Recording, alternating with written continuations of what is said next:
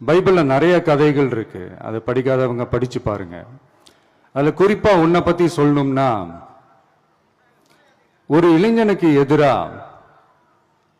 தன்னோட சொந்த சகோதரர்களே பொறாமைப்பட்டு அவனை பாழும் கிணத்தில் தள்ளிவிட்டு அதுக்கப்புறம் அவர் எப்படி மீண்டு வந்து அந்த நாட்டுக்கே அரசனாகி